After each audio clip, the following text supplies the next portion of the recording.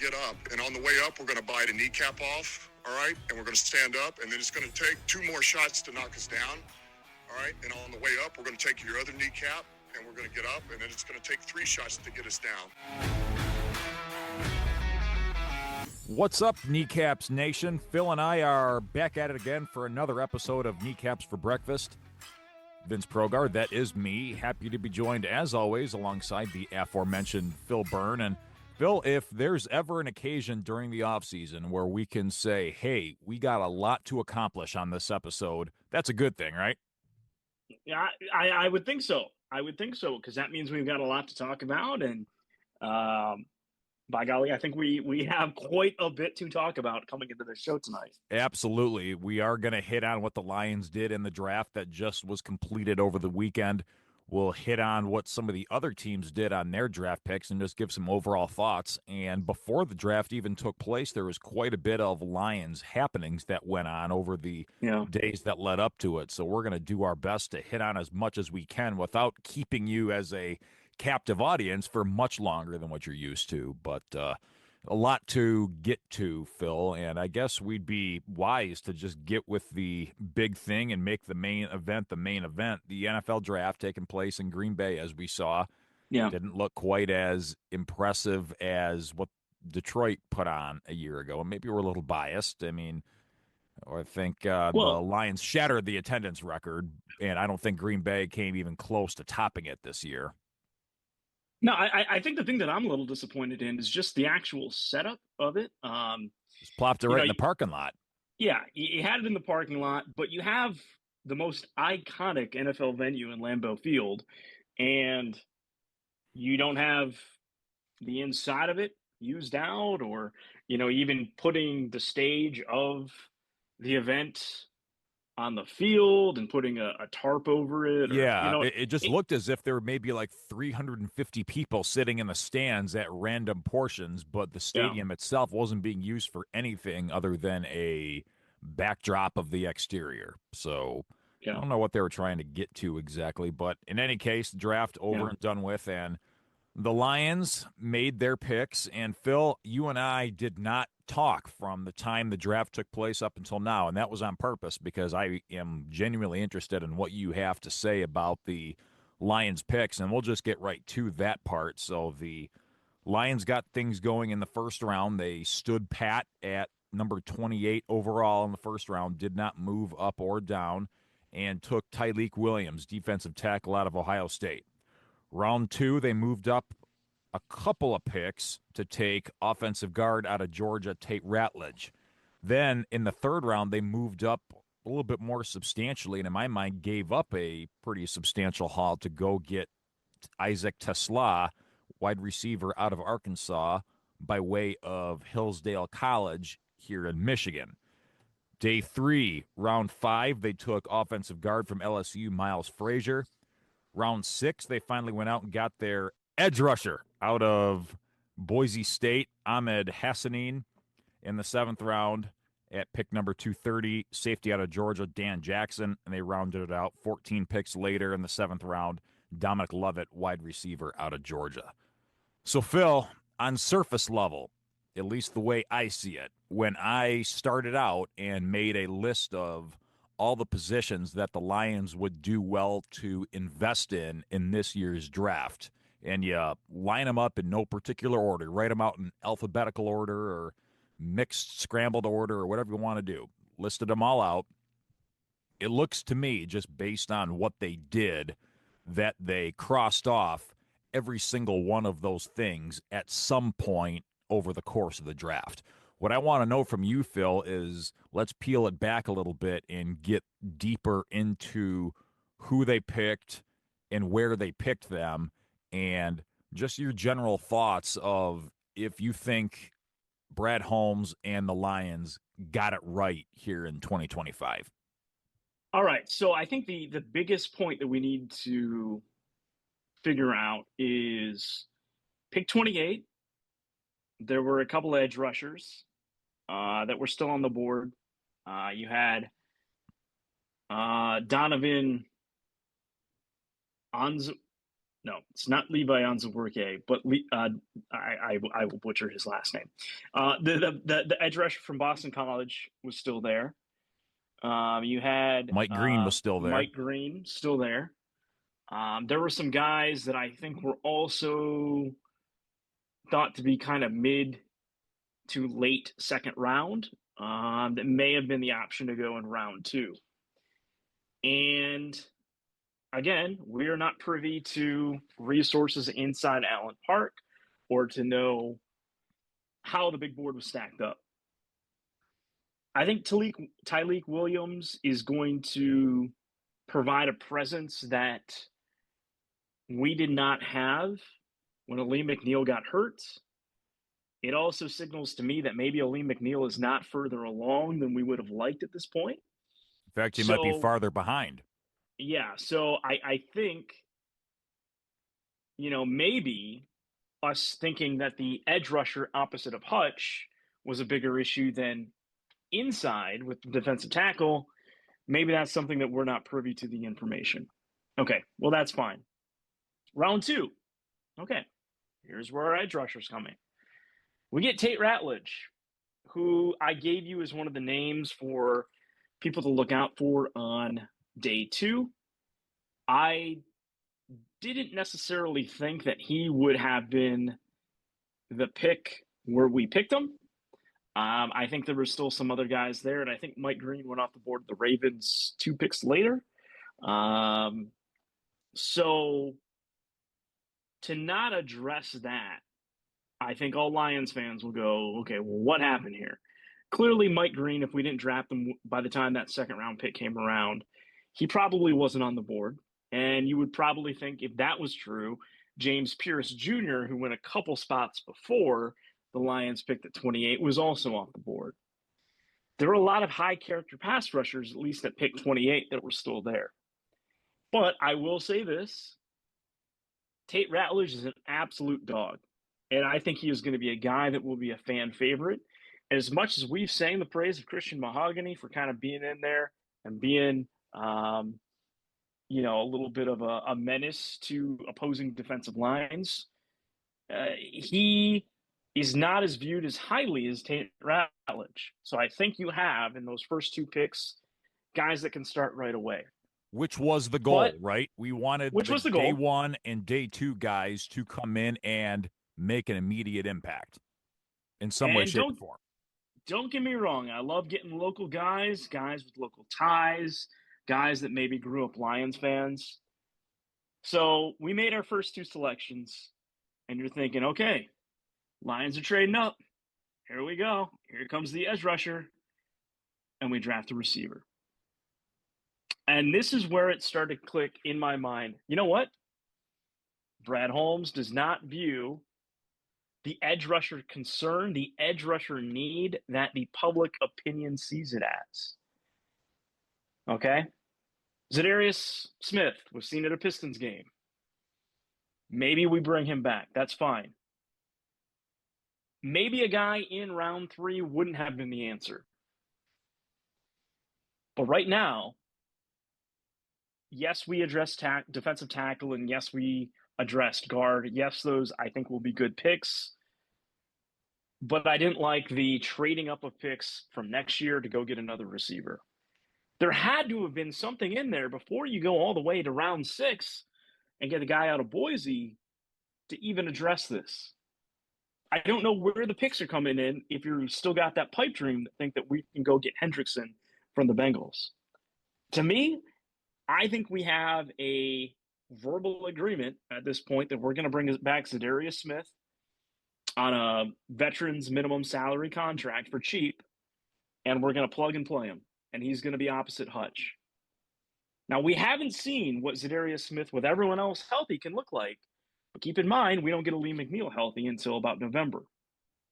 So I think we have some massive, massive issues that are coming to the forefront now, even more with this other defensive end spot. Yeah, it's great that we addressed 2 of those needs, but I can't say when we look at some of the other moves that were taking place in division, in the NFC, with some of the competitors, with some of the other, like, I mean, Philadelphia getting the outside linebacker from Alabama, extremely Eagles move. Ravens go adding another pass rusher to their arsenal. Now, maybe they don't have the same character concerns as some guys like the Lions do, or that's a directive from Sheila. But it's no surprise that those teams year in and year out are in the positions that they're in. And they go get the guys that start to fall in the draft, guys that had higher value. So I am a little confused, puzzled, and concerned even with where we're going.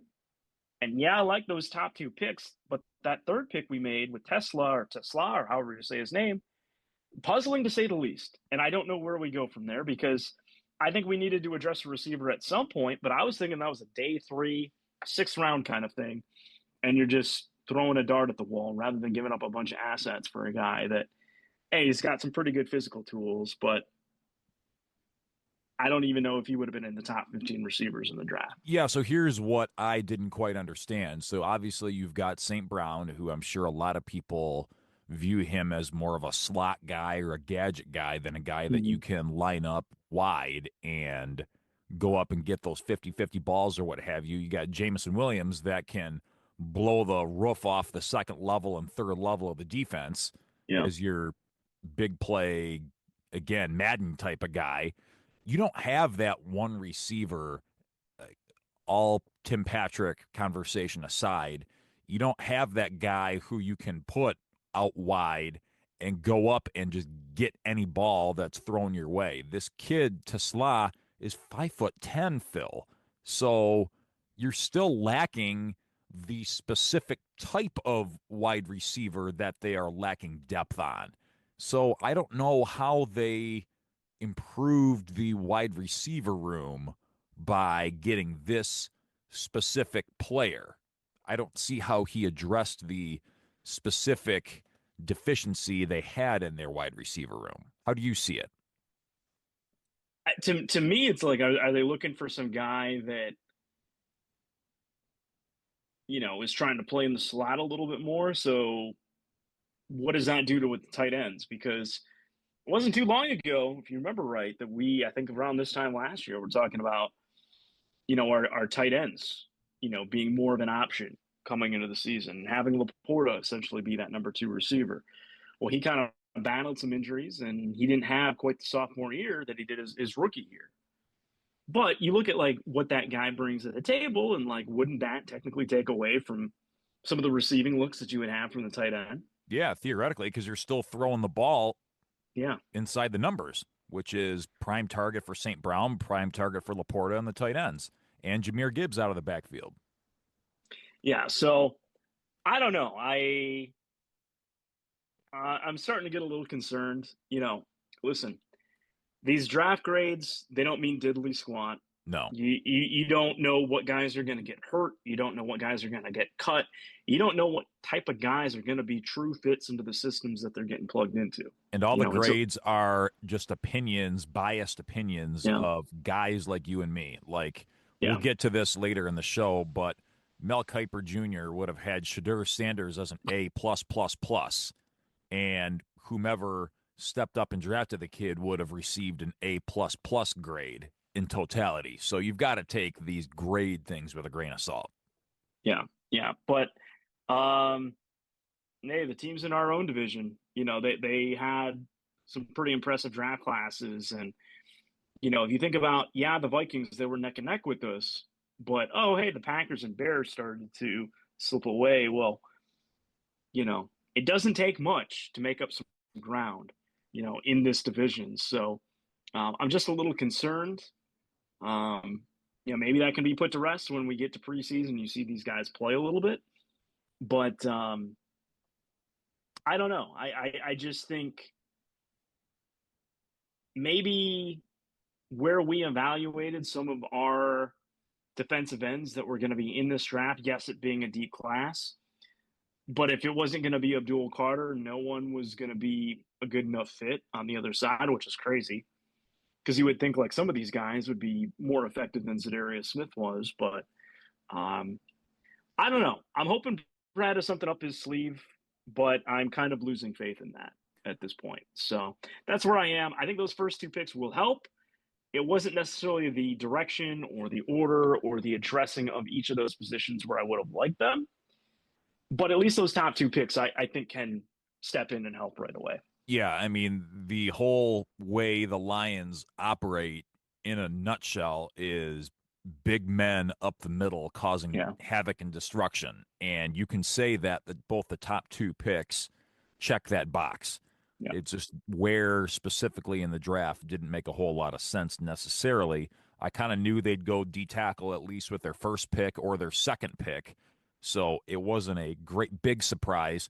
I want to hear more about what you think about this guy in specific as far as how he's going to fit on this team and the impact you project him to make. Because it seems to me, based on what I recall him being more at Ohio State, I would consider him more of a run stopper as opposed to a disruptor in the passing game. But what's your take on Tyleik Williams as he fits on this team?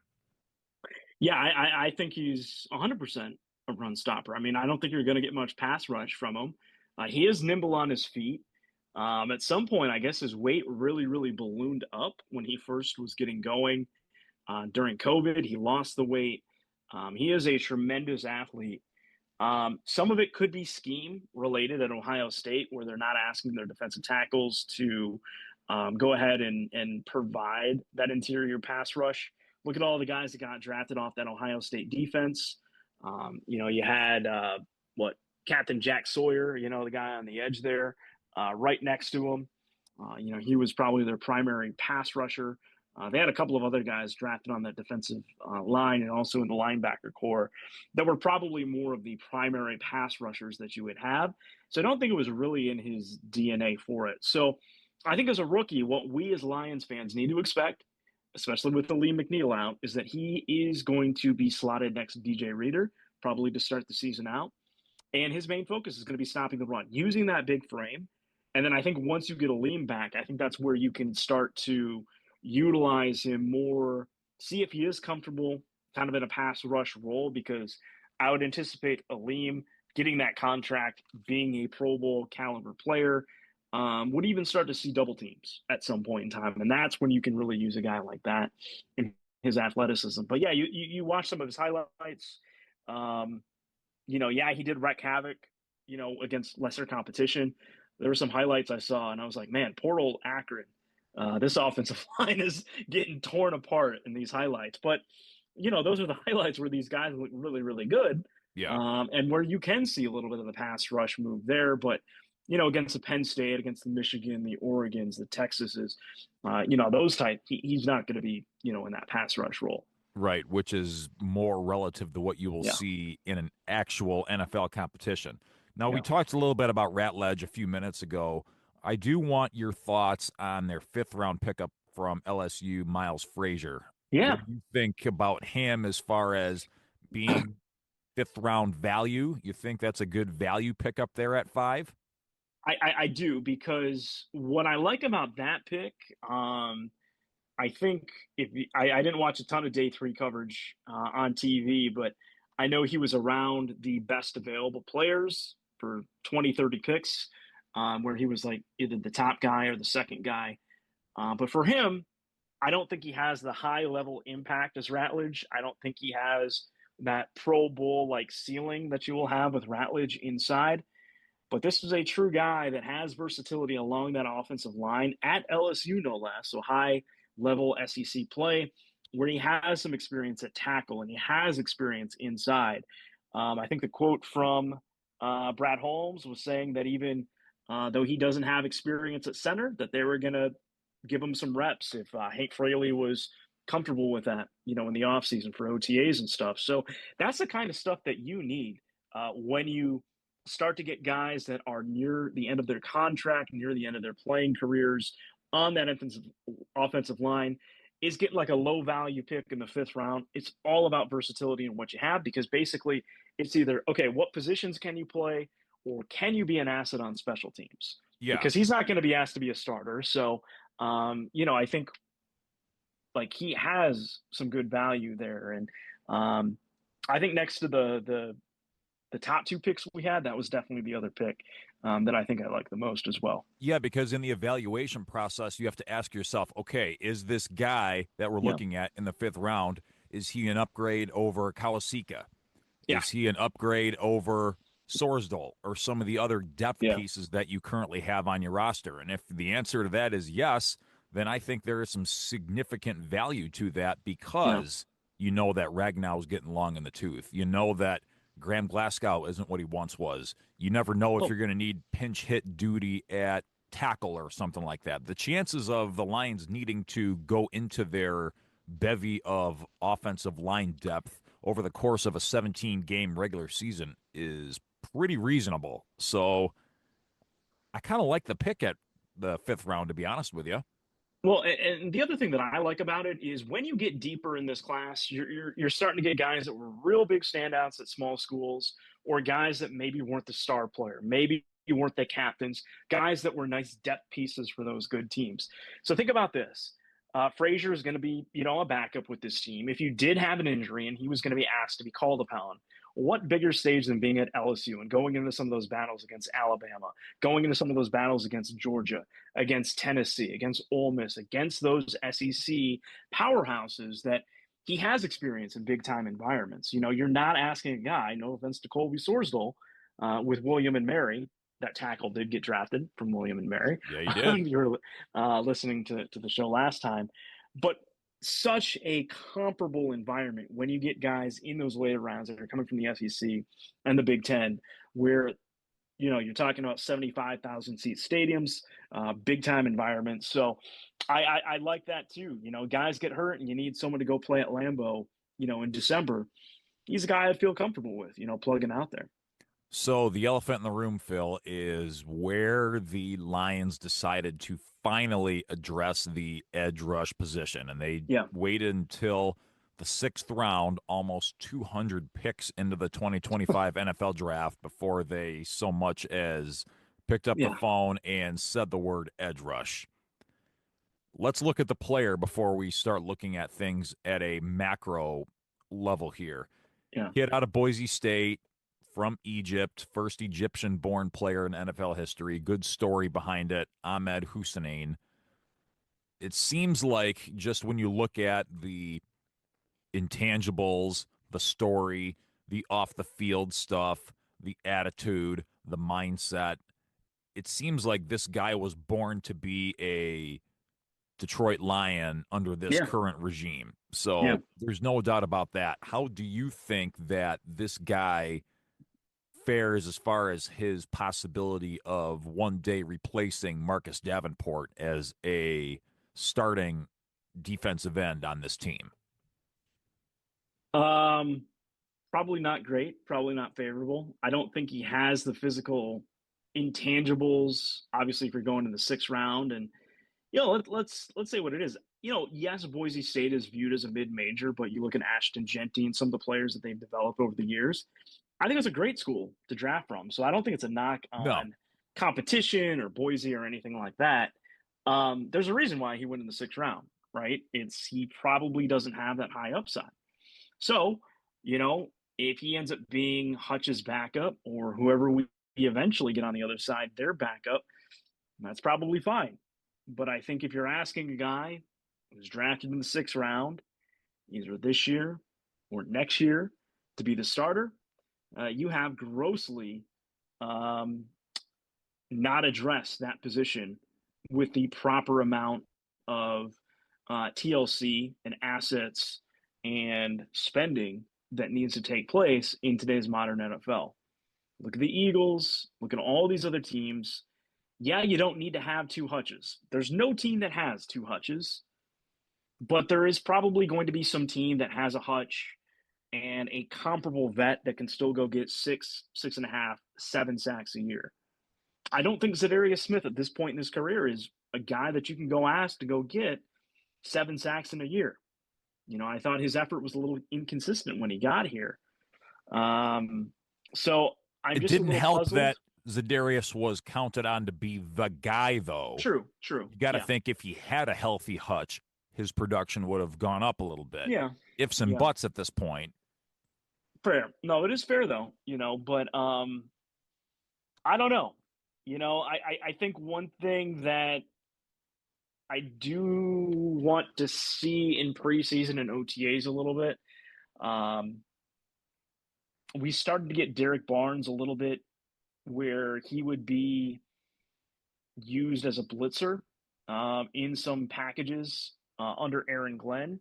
I do kind of want to see how Kelvin Shepard, a former linebacker, addresses having what should be three healthy starting linebackers, a very good core of our linebackers that we have, with Anzalone and Jack Campbell as well. So, if that's their back pocket idea that they can go get some sack total production from Derek Barnes or Anzalone on the other side, um, maybe that's fine to some extent. But I think just from like a player personnel standpoint, it's very, very hard to see where that's coming from in its current juncture with how this roster has been put together. So bigger picture now. So Yeah. we've kind of established that the Lions used their one pick at that position in this year's draft as a depth piece. Can we agree on that? Yeah. Okay. So we know, here's what we know, that in order to succeed in the NFL in the year 2025, you need to at least have a level of competence as a baseline, a level of competence at getting to the quarterback and disrupting the quarterback. With a healthy 100% Hutchinson, that gives you one avenue to do that. We don't know if we have a 100% healthy Hutchinson, and we don't know when that will happen as far as where in the NFL calendar we can expect that. So, as far as I'm concerned, Phil, there is no solution. We're no closer to resolving the significant issue at that position now than we were a week ago when we talked. So, what do you think the solution really is? Is this the time where we think that something will get done with Trey Hendrickson to at least take care of things in the semi short term? Do you pick up the phone and call Zadarius Smith and assume that Hutch's rehab is going a little bit better than expected, and at least you can line up a proven veteran across from a improving Hutchinson, and you still have all the edge depth that you want? Like, what is the plan here? Because until further notice, I'm not really seeing one play out in front of me. No. And, we gave a couple of third round picks away to move up for Tesla, so we don't have those assets that you can throw towards a pass rusher, right? So those are off the table. Mm-hmm. I don't know. I just don't know. Again, we're not, beat writers. We don't have inside sources. We just go off of what's being reported. We certainly don't have contact with the agents. But you got to think that we have made some contact with the Bengals and say, what would it take to get a deal done with Hendrickson or some guy in his league, right, that has a workable contract that you can get? I just think it's foolish the way that we have done this. And I almost kind of think the sixth rounder that we got from Boise, it was kind of like Brad Holmes saying, like, hey, you want a pass rusher? Well, here you go. I'm going to use one. I'm going to get one in the sixth round so we can shut you guys up about it. And he's got a great story. So that's going to overtake the narrative instead of where we got him. And he's going to want to play here. But that doesn't really fill the need and desire of thinking that, like, we're in a better spot than we really are. And that's the really puzzling thing. Yes, we are the defending North champions. And there's some other questions that our other division opponents have, but I mean, we don't have Ben Johnson as the play caller anymore, folks. And we don't have Aaron Glenn as the defensive coordinator anymore. So I don't think we're in as good of a spot as we were last year. Without even question. If we plug some lines, some other holes on the defensive and offensive lines. So I don't know. I'm a little concerned, moving forward for the first time, I guess, under the Holmes Campbell regime. Yeah, like the fact that there's no hint at a solution. And Yeah. my thought on the whole Hendrickson thing from the beginning has been it's not so much about the cost of acquisition as far as the trade standpoint. I think what has Brad Holmes spooked out is the fact that he's going to have to sign this guy to an extension. And we all know he doesn't believe in doing that to quote unquote outsiders. And I know that's how his brain works because he's subconsciously given hints on that numerous times that he Yeah. values signing his own as opposed to giving money to somebody from the outside. So until further notice, I am very concerned that the defense has not improved the way it needs to. And I think it's going to be more of the same at best. At worst, a noticeable step back from what we've seen so far. And I've been saying it all along, and I sound like a broken record, Phil. We're within our window, Yeah. and now's not the time to be toying around and being petty about, oh, hey, I'll go get you an edge rusher in the 6th round. Now shut up and let me do my job. We're in our window, but you couldn't see it because this is not a video podcast. But that's me slowly closing the window because if you don't address needs, and yes, I understand best available player, this, that, and the other thing, but your division rivals continue to address these needs or get better or find, really good talent. Yeah, you as a 8, 9, 10, 11 win team might not go away. You probably still have more talent than 50% of the league, but it's going to be harder to win the division. It's going to be harder to have that elite record that we had last year. So, yeah, we can moan and complain about this till we're blue in the face, but it's a real concern. And it hasn't been addressed. And we don't know if it will be addressed. And that's the really, really challenging thing as a Lions fan seeing this move forward. So this might be getting into hot takey territory here.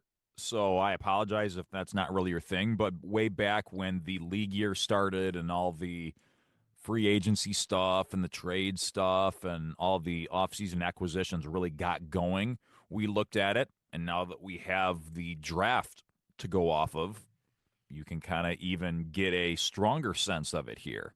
It seems to me, and again, sorry if this is a little hot takey, but it seems to me that the Lions, out of all 4 teams in the division, did the least to improve the roster from the previous year, and it's not even close. I think I'd have to agree with you at this point. Free agency is not everything. You don't want the team to overspend. They have brought some players back, which is nice to some degree, but you got to keep improving this roster. You can't simply run it back and say, hey, we had everyone healthy or everyone hurt last year. If everyone's healthy, we're going to be that much better this year. Like that's not realistic. You simply can't do that. So yeah, I don't think we did enough. And that is pretty concerning. So to recap, I understand why the Lions took the position groups that they took because they were all positions of need if you would have listed them. I am a little puzzled as to why they took those positions of need and drafted those players that corresponded to that, where specifically in the draft that they did. Some of the players I am excited to see what comes next. Others I am a little bit puzzled by. Some I am outright baffled by. So overall, as if you were to ask me to kind of give an emotion as far as how this draft goes, I would say lukewarm at best. And for a team that is looking for that final push to go out there and win a Super Bowl, it doesn't inspire as much confidence as I would have hoped. We're treading water. We're not getting better. I don't think we're necessarily getting worse. We're just treading water. The problem is that tide is coming in with the other division teams that we've got, and our boat, from a salary cap standpoint, can only hold so much. So, again, if this was a draft that we had and we had already added Hendrickson, I think everyone would be sitting here and it would be sunshine and 100%. rainbows, and we Absolutely. would not have a concern in the world. Absolutely. But that's not the world we're in. It was never addressed, and I think we have more questions than answers at this point. Yeah, and it just seems to me that they will never actually come out and admit it, which is a surprise because especially Dan Campbell's not one to hold back from what's on his mind, but it just Yeah. seems to me that they believe in their heart of outward hearts that they were a Super Bowl team a year ago and the injury gods just swooped down from on high and took it away from them. It was Yeah. that simple. And then if they get everybody back and healthy next year, that they will most certainly go out and win the Super Bowl. But you're missing some significant context there because that was also with Ben Johnson calling the offense and Aaron Glenn calling the defense. And I got news for you. Neither one of them are walking through that door ever again. So what am I Well, missing? it's going to be hard enough to make the playoffs. Okay. But then look at the teams that beat the Lions, the Commanders. They got significantly better this offseason. The Eagles, I think, maybe don't have all the vets that they did getting into the Super Bowl run, but they've done enough through the draft and through free agency to address those. And I don't know if they're better necessarily, but they've done more than the Lions, the own division, right? So I don't know. I think it's going to be putting a lot of pressure on Jared Goff and this offense to try to outscore everyone. And I just don't know if that's going to be the recipe that's going to get us to where we want to get to. And what has me amazed, Phil, is like I kind of expect this from myself because you and I kind of balance each other out as far as how we perceive things. You're Yeah. always a glass half full kind of guy. And the fact Yeah. that you're a little tepid on this whole thing has me a little even more concerned now. Well, listen, like, I think if we would have taken Donovan, again, I want to say as a work, the guy that we have in house with Levi, but if he was going to be the pick at 28, and then you get Tyleek Williams at that second, and then you trade back and go get Tate Ratledge at the end of the second or something, I think we're sitting and we're feeling better about it. But I think maybe in this point in the podcast we've lost cabin pressure here, but it just is really, really baffling that it wasn't addressed until the sixth round. And again, I truly come from the thought of that was throwing a dart at the dartboard and be like, hey, you want a defensive end? Guess what? We drafted one. He's going to be a depth piece and probably won't ever start a game for you. But there you go. We addressed it. You're listening to this episode of Kneecaps for Breakfast. Vince Progar hanging with Phil Byrne. Glad you could be along with us on our post-draft recap edition of Kneecaps for Breakfast. Hard to believe, Phil, that we're already about 3 months deep into this offseason, and OTAs will be getting going here, rookie minicamp in the next handful of days, I think. And, I mean, heck, you blink and training camp will be getting ready to be on the horizon. Well, how about the announcement of the schedule release announcement? That's that right. was during the draft. So that's how meta and how things get marketed in today's NFL. So Yeah. during the draft, they had two folks get out on stage and say that May 14th we'll have the schedule release. So Kneecap Nation, be on the outlook for that. I'm sure we'll break down the schedule on the Sunday or Monday that when we have that, we'll finally be able to figure out how the schedule is going to look with all the tough non-conference opponents that we have. So yeah, Vince, you're spot on though. Like we're moving along here. We're about to be in summertime For sure. You can blink.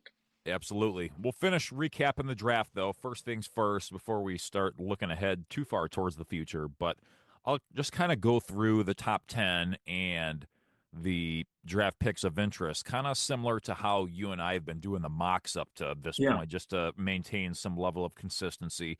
Number 1 overall, no surprise, Cam Ward at quarterback to the Titans. That was pretty much the consensus for quite some time.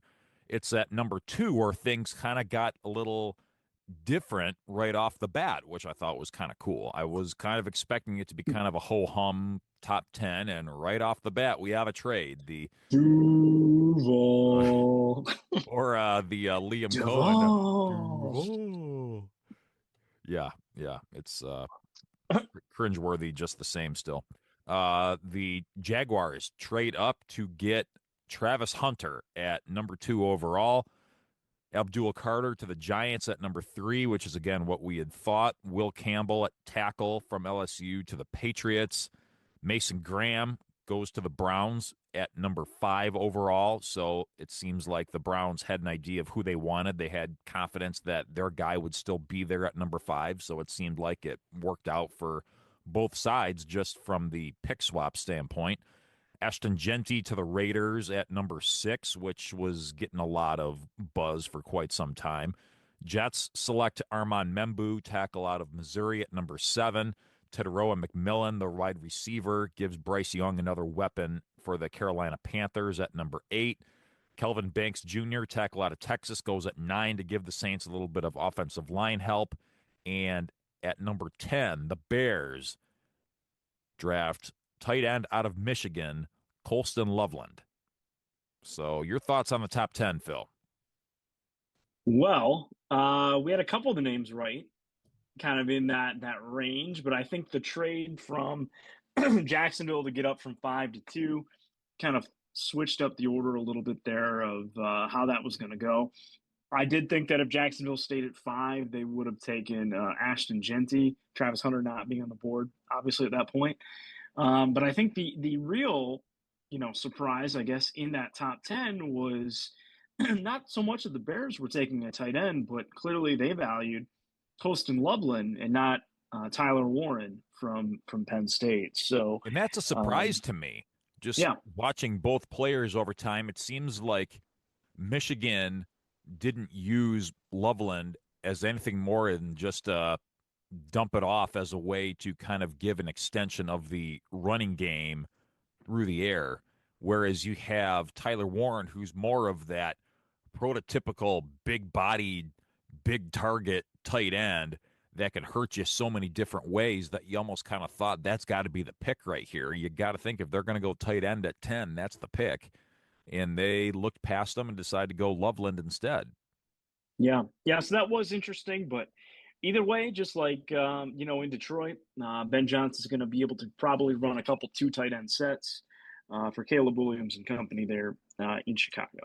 I'm not going to go off the first round in any other example other than List, but I do want to at least point out that the Bears early in the first round did take wide receiver out of Missouri, Luther Burden, who was a pretty consistent weapon for Mizzou over the last couple of years. So still giving Caleb Williams weapons and options in the passing game. So they're definitely making a commitment to continuing to build that offense.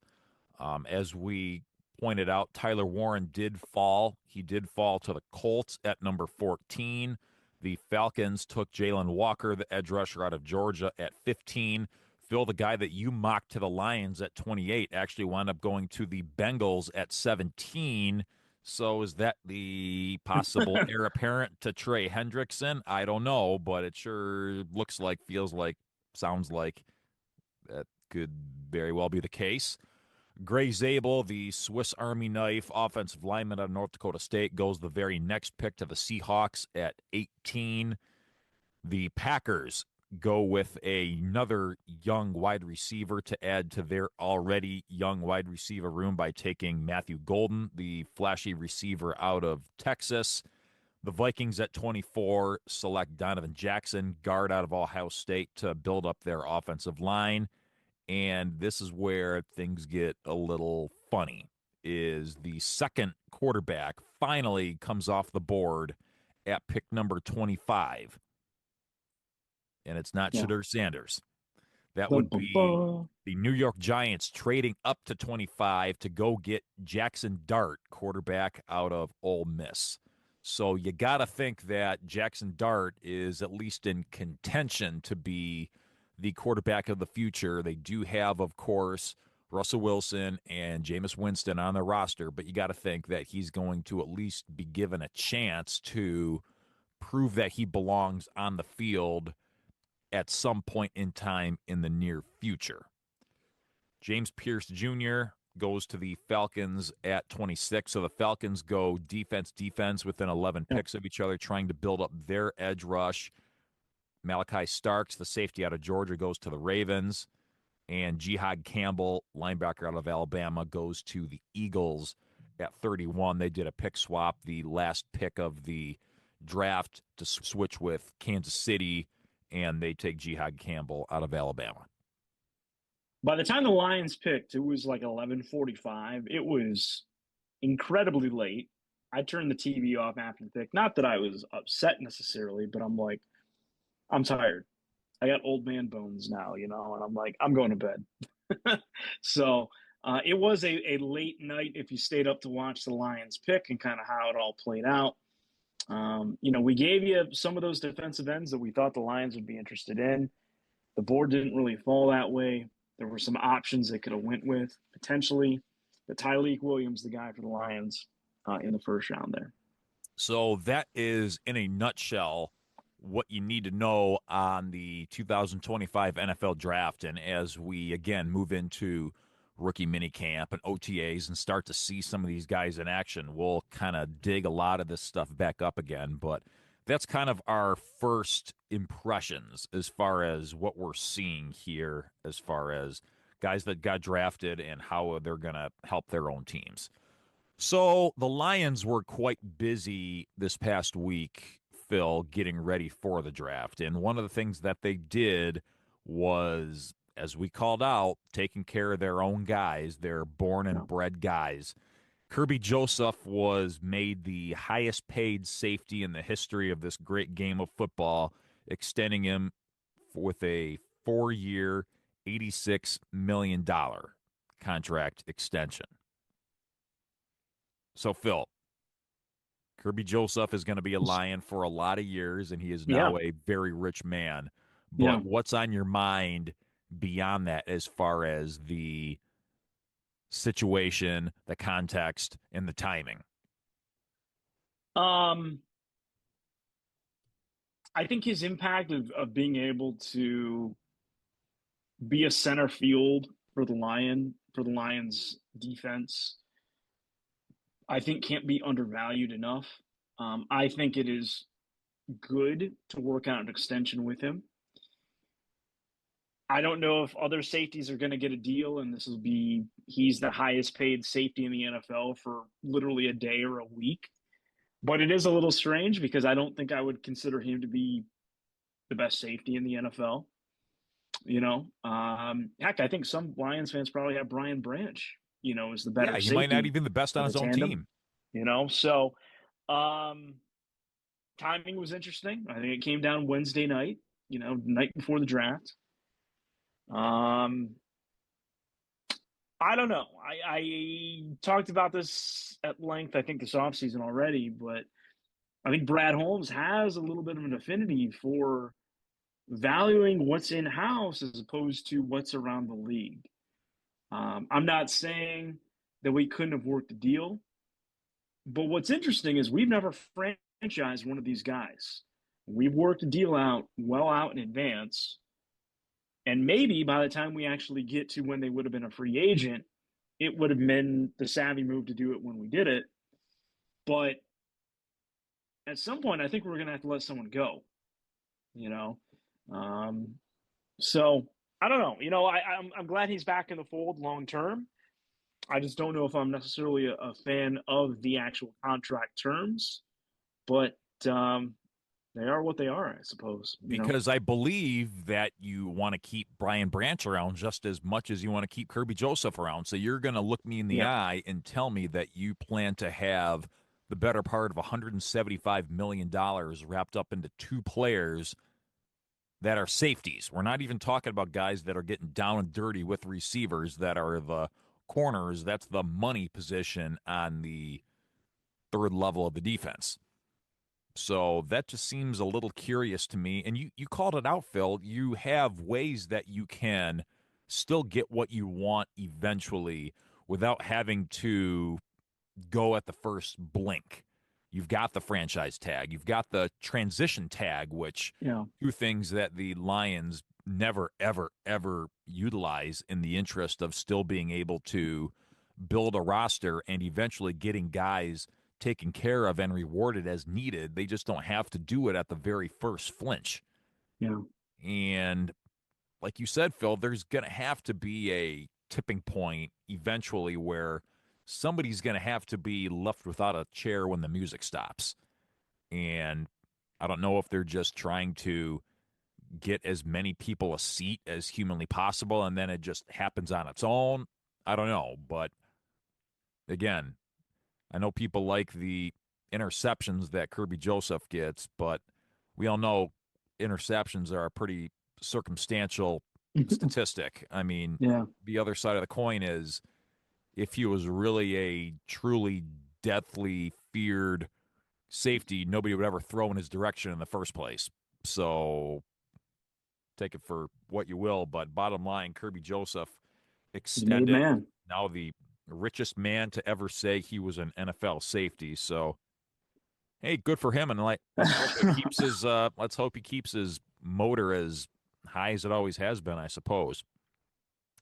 Couldn't quite say the same for Jameson Williams, Phil, and there was a little bit of talk this past week that a deal wasn't close to happening between him and the Lions from an extension standpoint.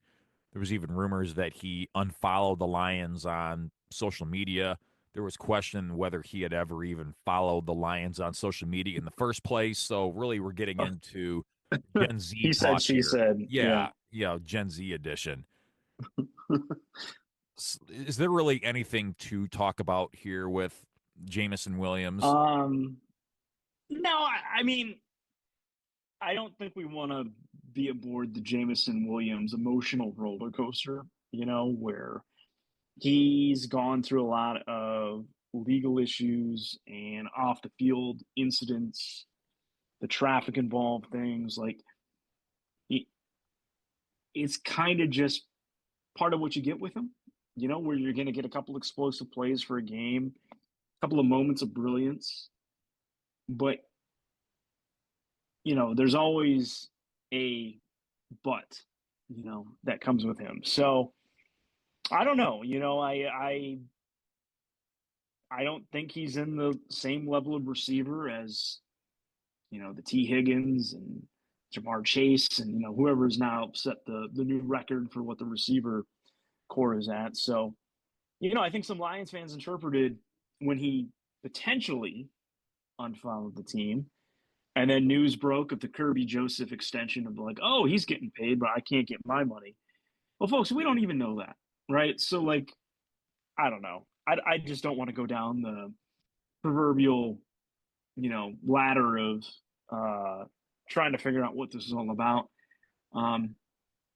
I'd say it's probably been rocky at best, sometimes, but I think Dan Campbell, maybe not the front office, but Dan Campbell loves the player, and he's tried to be this really good father figure to him, for some time here, at least, in Detroit. He still shows up to Pistons games and Tiger games. I think he was at a couple Red Wings games. So, he's still, living here and part of the community. So, yeah, and if he hated it here, he'd be down in South Beach or whatever all the time hanging out or causing trouble someplace else. And the fact that, like you said, Phil, he shows up to public events here in and around Detroit is a good positive sign. Yeah. So, I don't know. I caution Lions fans about if it's not getting reported by the beat writers, there's so much crap that's out there on social media these days. Just don't fall for it, especially this time of year where there's just not a lot to report on. So just be cautious about that. But again, if we go back to it for a second here, who knows where this money is coming from? Because it's going to start to get real tight around here very, very soon going off that Kirby extension. Yep, no doubt about it. So the Lions made the smart move by picking up the fifth-year option on Jameson Williams and Aiden Hutchinson. So smart to not extend Hutch coming off that injury. We want to at least know where he is and what we're going to get out of him life after the serious injury he sustained last October. Mm-hmm. And the thing about JMO is, okay, we picked up the option, and you got to look at it in the sense of he's not even a lame duck at this point. He's got a whole nother year to go before he's even going into the final year of his contract. So if nothing gets done this year, that should be more than okay because He'll have an entire offseason to work it out before he goes into another year where he's still under contract with this team. So I would hope that this issue stays quiet until at least next offseason. Yeah. Yeah, hopefully it's the end of it. Last bit of interesting Lions news. Actually, there's two that we might as well touch on while we're at it here. So, number one, which is the thing that is closest to us from a calendar standpoint, the Lions have been selected to participate in the Hall of Fame game, which is the very first preseason game of the NFL season. It means that the Lions will participate in 5 preseason games instead of 4. So it doesn't take the place of a game. It's not in lieu of a game. Each participant in the Hall of Fame game will play 5 preseason. Actually, no, 4 because they changed the format. Excuse me. So they'll get 4 preseason games instead of the 3 that they would have received otherwise. They will play the Los Angeles Chargers, and that game will take place from Canton, Ohio on Thursday, July 31st. When I saw July 31st, I'm like, oh my goodness, that is coming right up. Yeah. Yeah, isn't your that thoughts crazy? on the Lions getting nabbed for a Hall of Fame game, the first time that I can remember them ever playing in that game? Yeah, I think someone said that they had one when Barry was on the team, I think in the early 90s. He didn't play in the game, but it'd probably check out with when they were, close to getting in that NFC Championship game in the early 90s. But yeah, I mean, I think it's maybe been a less than positive podcast about the Lions to this point, but the buzz around this team is still there. I think they have a lot of marketable players who won't probably play in this game, but it's kind of cool. They've had a lot of the national primetime games, kind of come their way the last 2 years or so. But this was something that, I kind of figured they just wouldn't really get, but they did. But I think the real surprising thing to me is July 31st. Like, this is always Yeah. like an August 5th or 6th or 7th kind of game. And, so that is going to mean that I think the Lions and who are they playing? Chargers. Chargers, yeah. So they, I believe, will have the opportunity to report to camp a little bit earlier than the 2 other teams, which can be a benefit. The fact that we'll be sitting there, it'll be a random Thursday morning in July. Granted, it's the last day of July, but in July, and thinking to ourselves as we're getting out of bed, oh my God, we get to go and watch the team put on Lions jerseys and go play some football. I mean, granted, we're not going to know most of the guys that are out there for us, but the fact that we had all of that defensive depth on display last season, we're going to at least know a handful of guys on the defense that are going to be playing in that game. But I think why it's this matchup, think about the head coaches on each sideline. You get Dan Campbell, and you get Jim Harbaugh. Go find me 2 more football guys than those 2 right there. I don't think you can. It's certainly the first time that they'll go head to head. So yep, and I think you're going to get Tirico and Collinsworth for that game, if I'm not mistaken. So that should give a little bit of a big game feel to a game that really isn't all that big in the grand scheme of things. But now here's a guy that yes. But we'll get to that as it gets closer. Last little tidbit, Phil. It sounds like Roger Goodell has intentions upon moving the start time of the Lions Thanksgiving Day game from the traditional 12:30 time slot to a normal 1 o'clock time slot. So that way there's less of a gap between the ending of the Lions game and the start of the Dallas game on Thanksgiving. Are you surprised? A little bit, just because 12:30 was always the time that I'm like, okay, cool. It's turkey time. It's Lions time. Thanksgiving's here. Let's go. Let's get this plate. Let's get this loaded up. Let's go watch the Lions. Let's get this going. And the NFL is like, hey, you know what? The Lions might actually draw in some ratings. Let's go ahead and push this back to 1 p.m. so that we can get whoever, Hack as the halftime show, we'll get more into a national audience, which is probably – because maybe within a half hour, more people will be sitting around the dinner table and therefore watching our halftime show. Ladies and gentlemen, Bebe Rexha. Oh, boy. Oh wait, I don't even know. Is BB Rexa that kind of? I don't even know who that is. Is that kind of music, or is this a country star or something? Hey, man, don't hate on Shabuzi. Everybody in the club getting tipsy, I guess. Yep. Yep. Not the Jaquan version. All right. On that note, we'll call it quits on this episode of Kneecaps for Breakfast. A lot of fun breaking down the draft and some tidbits of the happenings coming out of Allen Park. A lot more of those to come this offseason. Phil and I will be along for the ride with you the whole way. We appreciate you being along with us.